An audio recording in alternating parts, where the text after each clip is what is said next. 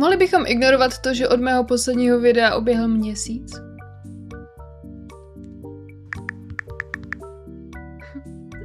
Pro ty, co mě neznají, tak dělám makeovery, dělám make-up, dělám proměny, transformace.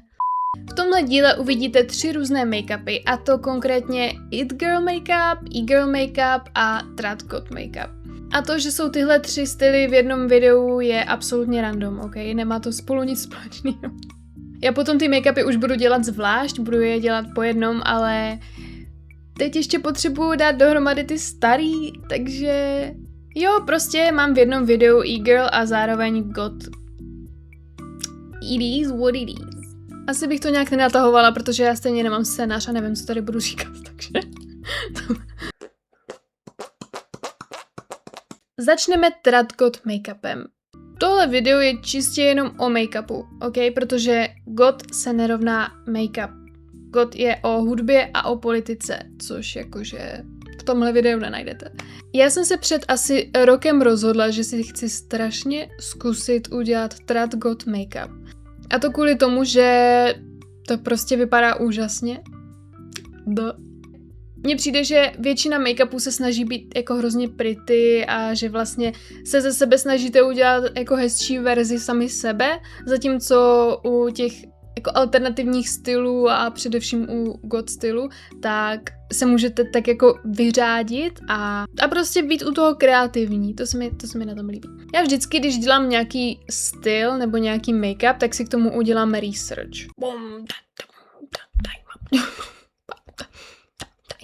A na God styl jsem si musela dělat research minimálně 5krát. Udělala jsem první research, na to jsem udělala ten make-up a poslala jsem ho na TikTok. Strašně moc lidí mi to chválilo, ale pak se tam našlo jako několik lidí, kteří měli připomínku k tomu, že moje paruka je ze Sheinu. A já jsem jakože byla... Co je za problém? I'm sorry. Takže jsem si udělala nový research. No a po tomhle druhém researchi jsem začala docela pochybovat o lidech a téhle planetě. No a místo Sheinu a Temu jsem začala používat Vinted, takže... Am I better than everyone? Ok, začneme, protože musím jít zítra do práce. Začala jsem tím, že jsem si dala ten nejsvětlejší korektor, který jsem našla v drogerii DM. Ahoj, vajíčky, pupínku. A stejně nebyl dostatečně světlej, takže jsem musela trošku improvizovat a vytvořila jsem takovou bílou bázi z bílého stínu a toho korektoru, to jsem prostě smíchala a udělala jsem z toho takovou nechutnou kašičku, která potom vypadala jako bílá báze.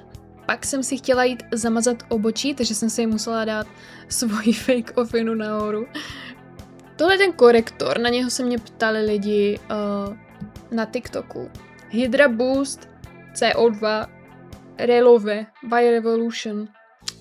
Takže když jsem si zadělala to obočí, tak jsem vzala černou tušku a začala jsem si navrhovat svoje nové černé obočí. Jednoduše jsem udělala úplně tenoučký obočí a to jsem potom spojila s tou konturkou na nose. Ze začátku jsem měla pořád tendenci to jako blendit tím štětcem. Pak jsem se smířila s tím, že ta kontura prostě bude výrazná. Prostě to budou čáry. Já bych jenom chtěla zmínit, že jsem absolutně nevěděla, co dělám a tohle bylo poprvé, co jsem dělala Trad God Makeup. Celkově God Makeup, jakože... Takže bych to úplně nebrala jako tutoriál, protože je to takový hokus pokus, dalo by se říct. No, tady jsem si vzpomněla, že jsem chtěla použít tu svoji tajnou směs ze stínu a korektoru, takže jsem si ji začala patlat všude na obličej. A kvůli tomu, že je to úplně mega přesvícené, tak to jako nejde teď moc vidět ten rozdíl, ale byl to velký rozdíl. Ono to nakonec vypadalo, jak kdybych opravdu měla bílou bázi, i když jsem ji neměla, ale jenom na fotkách. V realitě, když jsem se podívala do zrcadla, tak jsem si uvědomila, že ten stín má jako takovej shimmer, nebo jakože třpytky, takže jsem vypadala jako z Twilight Sagy. This is the skin of a killer, Bill. Potom, co jsem si trošku navrhla tu konturku na nose, tak jsem začala dělat linky. Já to takhle dělám vždycky, že jako nedodělám jednu část a místo toho si rozvrhnu celý obličej a postupně jako přidávám vrstvy na každý ten part mého obličeje, abych vlastně měla představu, jak to spolu vypadá dohromady. Myslím si, že to jsou největší a nejtlustší linky, které jsem kdy dělala, takže jsem vůbec nevěděla, jestli to dělám dobře. Ale rozhodla jsem se udělat to svojí metodou pro Hooded Eyes, protože já jakoby mám Hooded Eyes, i když někdo bude tvrdit, že ne, tak prostě mám. Can you see? Prostě pokud tady máte jakoby tuhle tu kůži nad okem, tak máte Hooded Eyes, což znamená, že si nemůžete udělat linky jen tak. Musíte prostě pracovat se svým okem jinak.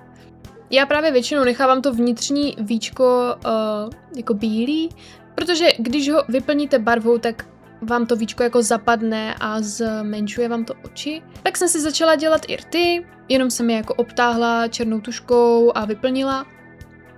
Zase, abych jenom věděla, jak to potom bude vypadat všechno dohromady. Tady už jsem vytáhla tekuté linky, takže tady už to začíná být nebezpečné. Ono, já jsem se ze začátku bála, protože tohle jsou opravdu největší linky, které jsem kdy dělala, ale potom, když jsem se na to podívala, tak jsem si řekla, jo, to můžu klidně udělat ještě větší.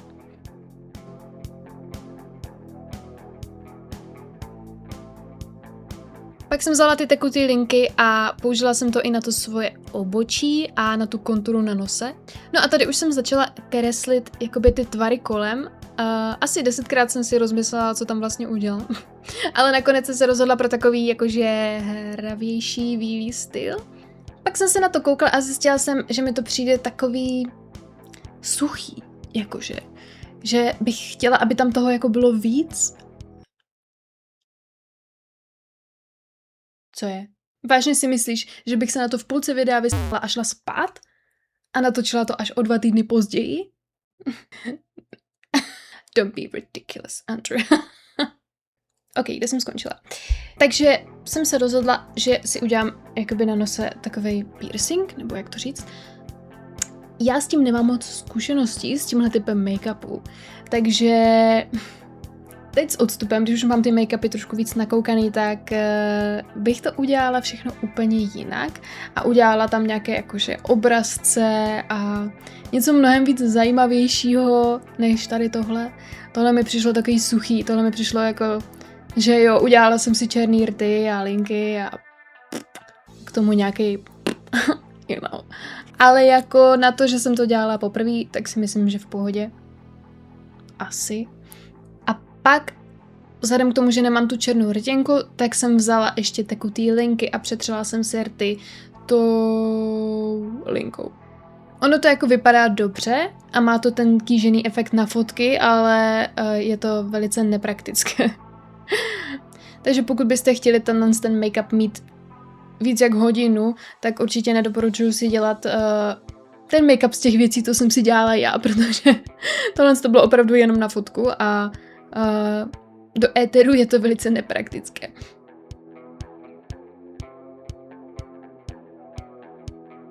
No, pak jsem si nasadila tu svoji slavnou paruku ze Sheinu. I'm so sorry. No a z té paruky jsem si chtěla udělat takový jako zajímavý účes, protože kotičky většinou nosí jakoby natupírované vlasy, ale ono s tou parukou to nejde úplně natupírovat. Kvůli jako té struktuře prostě je to umělotina, takže mě napadlo, že bych si jako takhle vzadu udělala drdol a takhle jako to rozčepířila, aby to mělo prostě ten objem a aby to mělo taky ten messy vibe, což fungovalo, ale ne na dlouho, protože opět je to umělá paruka a ty vlasy byly hrozně těžký, takže ten skřípec to neudržel a furt to padalo a mě to pak hrozně štvalo, takže jsem nakonec vzala vlastně jenom část těch vlasů a udělala jsem z toho takový... A nevím, jak to popsat. Prostě... No chápeš, takový ten poloculík, nebo... No a tady je výsledek.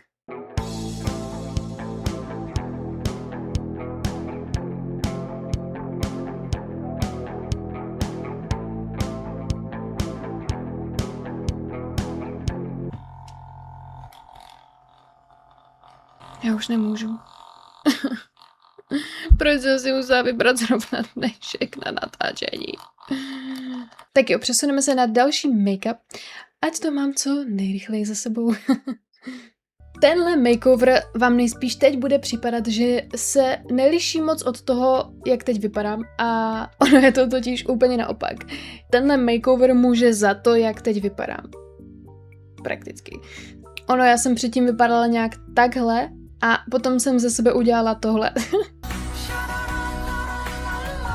Já jsem původně měla jít na červenou, neboli úplně rudou barvu a můj naprosto úžasný kadeřník mi řekl, že v tom budu vypadat blbě. A já jsem si řekla, wow, ale já nechci vypadat blbě. A úplně jsem si tu červenou nechala rozmluvit. No a já jsem si u té blond právě vzpomněla, že jsem dělala tenhle makeover, takže jsem si řekla, OK, tak když budu vypadat takhle, tak to vlastně bude docela v pohodě. Akorát, že vůbec. Až na to, že on mi na hlavě udělal tohle.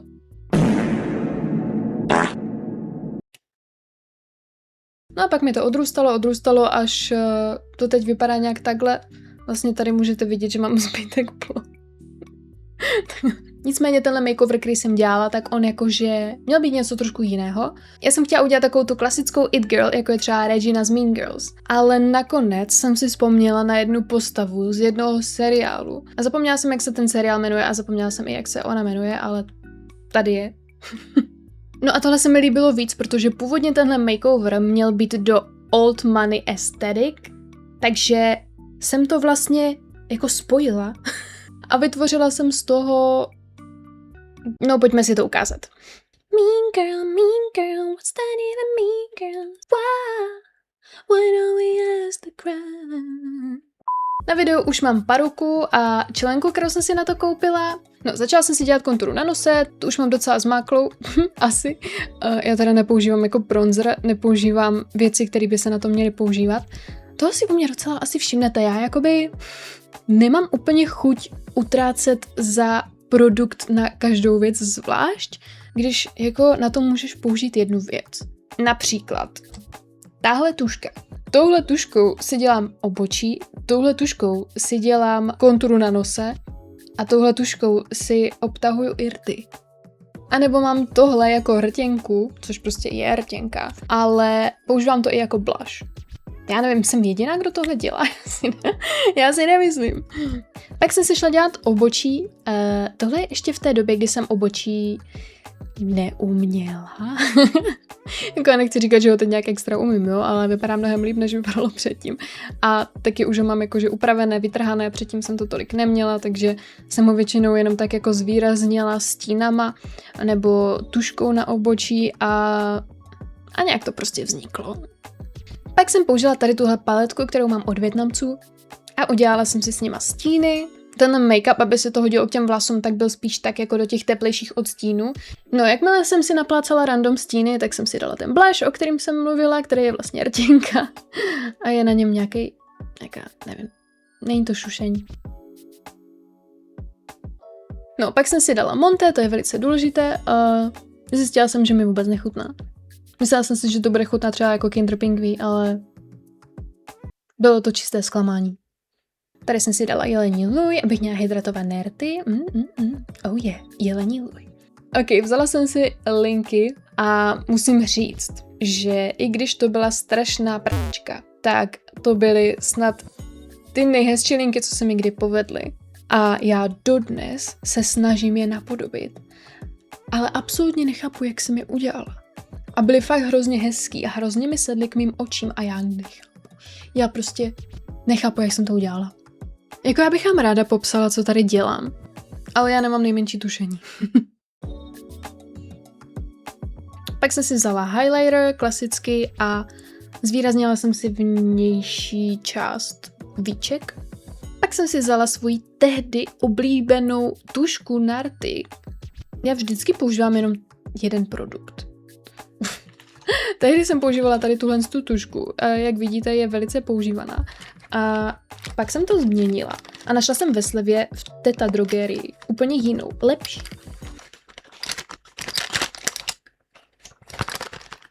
A to je tahle. No, já jsem ji použila hlavně, abych jako definovala ten tvar rtů, protože já mám hodně tenký vrchní red a já si ho jakoby trošku nadkresluju a dělám si ho jako do obloučku. A ten spodní, tak ten vůbec neobkresluju, protože pak vypadám blbě. No, vím, že jsem chtěla mít hodně jako glossy lips. Dávala jsem si tam takovou jako cihlovou.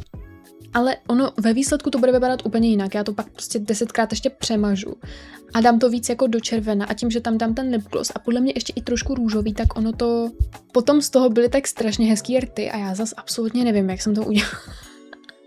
Já fakt přiznám, že většina mých makeoverů jsou úplně random schody náhod. Já většinou nevím, jak ten make-up dělám, já ho prostě dělám. A zkouším věci a oni buď to výjdou, nebo oni buď to nevídou, tak je jako změním a když výjdou, tak je tak nechám a prostě najednou jako fungujou a když to pak si udělat znova nebo to napodobit, tak už to úplně nejde. To, co jsem použila, tak jsou stíny, protože já když chci na nějaký makeover použít odstín, který většinou nepoužívám, tak si nejdu koupit rtěnku, obviously, kterou už pak nikdy nepoužiju, ale používám prostě stíny oční. Takže tady můžete vidět moji úžasnou paletku z Revolution, která je úžasná a mám už ji několik let, as you can see. A ne, tyhle barvy jsem nepoužívala, tady mi třeba tak 4krát spadla. A nejčastěji používám tady ten odstín. A tohle je přesně ten odstín, co jsem použila. Neninko, co tam děláš? Nepapej, kytičku. Pak jsem si dala řasenku. Já si ji dávám vždycky před tím, než se nalepím řasy. Nevím, jestli se to tak dělá, ale... Nelí, co tam děláš? Kazíš mi světlo. Já nevím, co jí na tom tak přitahuje strašně. Ona je jak mol. Ona je prostě malej chlupatej mol. Like, I want you, like. Děkujeme. Tak. Pak jsem si nalepila řasy. Tehdy jsem měla ještě tady tyhle jako spojený a udělala jsem to tak, že jsem jako rozstříhala ty určitý kousky. Pak už jsem byla poučena a zjistila jsem, že existuje něco takového. Takže to teď jako používám místo toho a je to super. Pak jsem na ty oční stíny použila takový jako fialovo-růžový odstín z mojí paletky, protože já jsem neměla tehdy žádnou jinou růžovou, já jsem byla strašná pick me, takže já jsem nepoužívala žádnou růžovou nikde. A jak můžete teď vidět, tak se hodně věcí změnilo. A na dalším videu budu mít dost pravděpodobně růžové vlasy, takže řekněme, že jsem si růžovou docela oblíbila. Ale řeknu vám jednu věc. Pokud mě někdy uvidíte s nádhernýma červenýma rtama, s nádhernými červenými rty, tak je to 100% tohle. Koupila jsem to v Sephoře. Jmenuje se to Cream Lip Stain. Asi. Já nevím. A vydrží vám to strašně dlouho, protože je to extrémně pigmentovaný. Já tam nevidím, co dělám. Jakoby vidíte to. Ona jako není úplně červená, ona je spíš taková cihlová, ale vidíte ten pigment. No a když jsem si na to potom dala ten lip gloss, tak to vypadalo úplně, že... Pak už zbýval jenom outfit. Ten outfit byl za mě naprosto top. Hi, I'm Renata Bliss and I'm your freestyle dance teacher. Dělám tam jako fakt tancuju celý zbytek videa, nebo co? No a tady jsou výsledné fotky.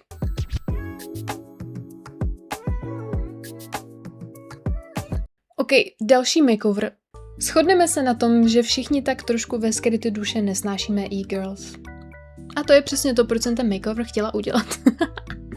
Já osobně neberu e-girl moc vážně, neberu to moc jako styl. Já nevím, podle mě lidi to mají hrozně jako spojený se sexualizací žen, ale zároveň je to takový, že když jste taková pikmina, jako jsem byla já třeba před 3 rokama, tak je to něco, čemu se úplně strašně vyhýbáte a jste jako, že no taky já bych si jako v životě nemohla dát sluchátka s ouškama, protože to je trapný a to má každá holka a já nejsem jako každá holka, Takže potom, co jsem se vyléčila z této pick me fáze, jsem se rozhodla, že aspoň na chvilku bych chtěla být jako každá holka. Co si budem, ty sluchátka jsou prostě cute. Zpátky k makeoveru. Takže jsem se rozhodla ze sebe udělat tu nejrůžovější a nejvíc typickou e-girl, jak to jenom šlo.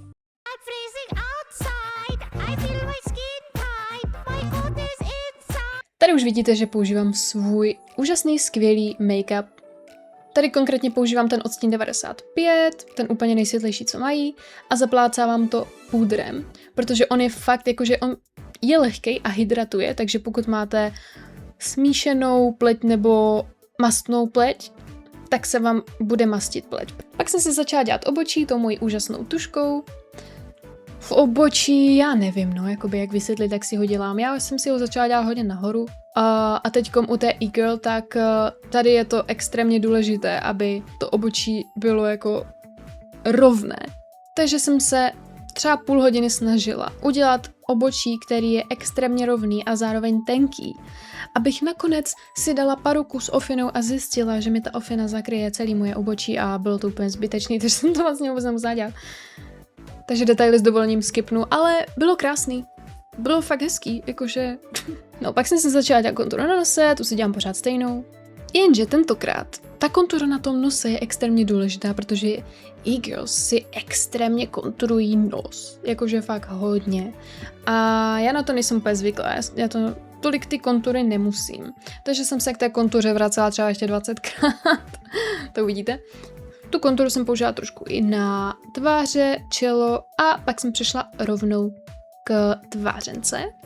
Tvářenku si většinou dávám tady takhle nahoru, ale když jsem dělala tu e-girl, tak jsem si ji dala vlastně tady do tohohle prostoru, tak aby se spojila s nosem. Tu tvářenku jsem potom použila i jako oční stíny. No a pak přišla ta absolutně nejhorší část, která prostě... Všichni víme, že to nejvíc důležitý a nejvíc ikonický na e-girl make-upu jsou ty linky. A jak už jsem zmiňovala, tak linky jsou prostě pain v zadku. Takže já tady odteď přestávám komentovat a nechám vás jenom, ať se koukáte na tohle absolutně zbytečné utrpení, které stejně nakonec smažu.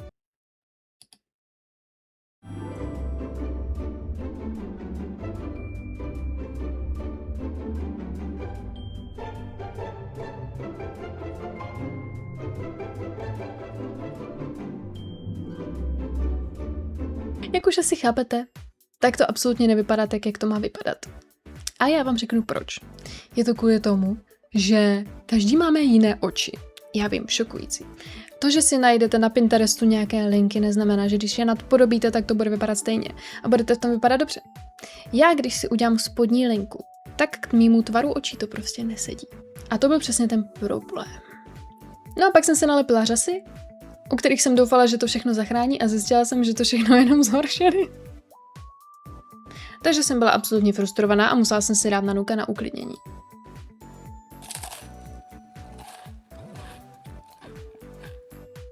A samozřejmě, když jsem pak ty linky udělala znova, tak jsem to nenatočila.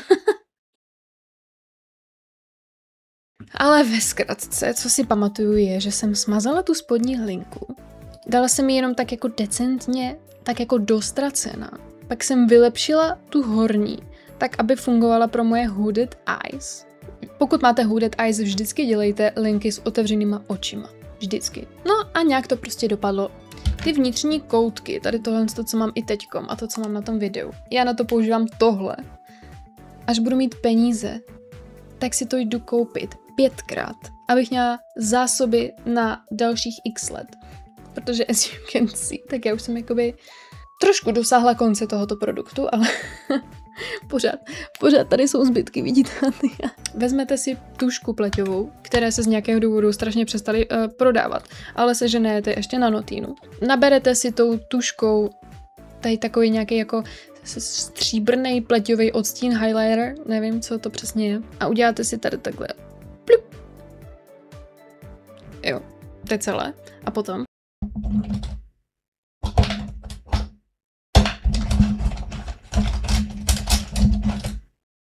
vezmete tenkej štětec, hnědej stín, hnědej, ne černý, hnědej. A úplně lehonce si pod tím uděláte stín.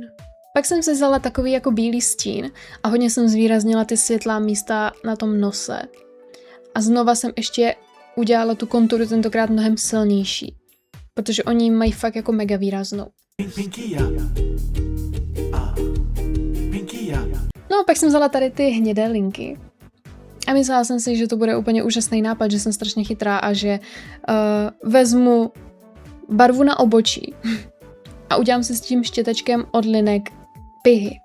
A že pak vezmu kapesník a jako obtisknu to a oni budou hrozně jako jemný a skoro neviditelný, ale realita byla taková, že to tam zaschlo a zůstalo to tam. Takže jsem to pak musela celý smazat a udělat to znova. A pak jsem se vrhla na rty, které jsou taky extrémně důležitý. Já už jsem zvykla si dělat tady ten obloučkový styl rtů, takže teď jsem to udělala tak, že jsem ho jenom jako udělala větší. To jsem udělala tmavě hnědou, abych vlastně dovnitř potom mohla dát hodně světlou růžovou.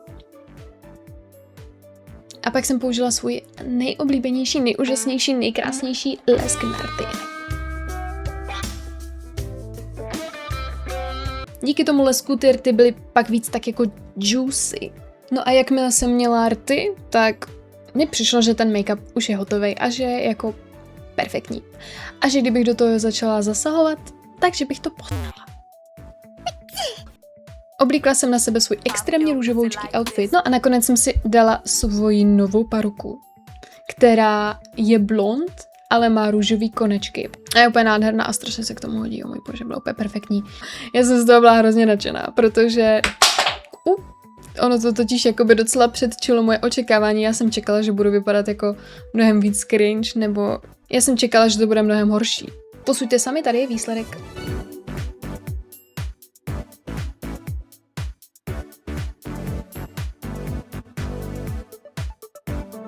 Já jsem teď v nedávné době udělala ještě jeden takový jakože mini makeover a rozhodla jsem se, že to dám do tohohle videa taky a že to bude takový, ježiš, to strašně svítí, že to bude takový bonus.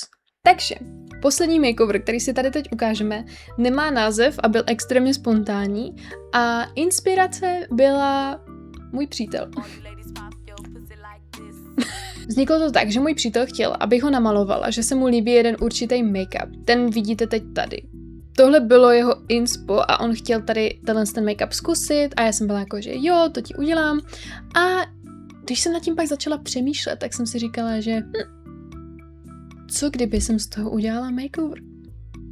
Protože takhle můj mozek jakoby funguje, můj mozek něco vidí a je jako, že to by byl dobrý makeover. Udělala jsem to prakticky tak, že jsem mu udělala ten make-up a pak jsem ze sebe udělala jakoby ženskou verzi jeho, nebo jak to říct. No prostě tak, aby jsme k sobě jako matchovali. Neudělala jsem úplně to samý sobě, co jemu, ale udělala jsem to tak, aby na té fotce jsme spolu potom jako ladili.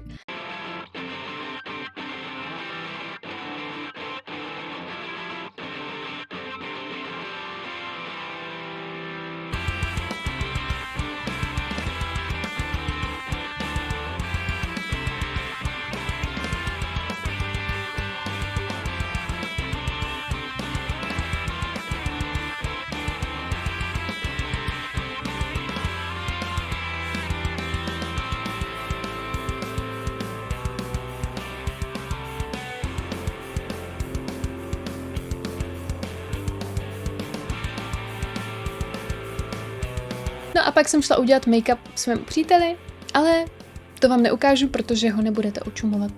Back the fuck up.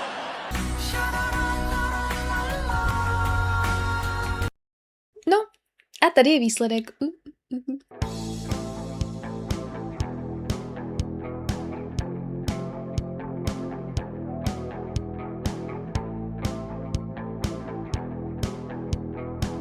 A to je vše, co vám dnes ukážu, protože víc už toho nemám. Ale jakože mohli byste mi hodit like.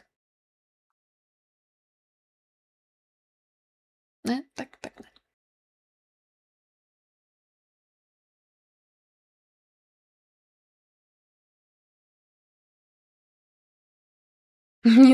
Ona úplně roztomilé hája. Like, I want you, like,